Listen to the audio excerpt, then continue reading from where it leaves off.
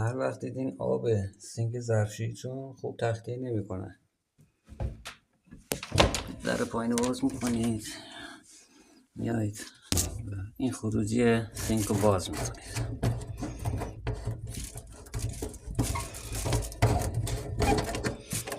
اینو باز میکنید، آشغالای داخلش رو خوب تمیز میکنید. ببینید داخلش چه خبره. ببینید اینا باعث انسداد خروجی آب سینک ظرفشوییتون میشه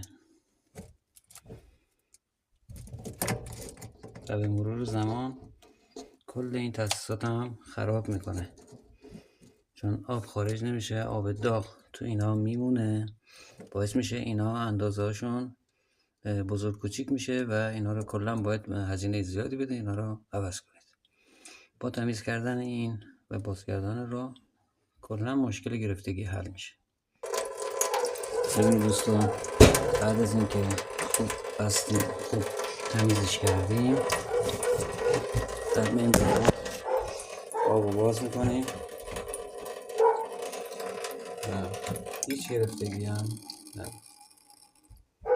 آب میبندیم،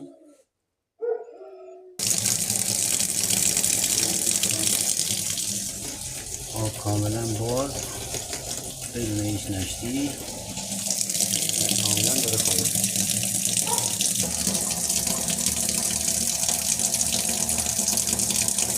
بدون هیچ نشتی کاملا داره خارج میشه.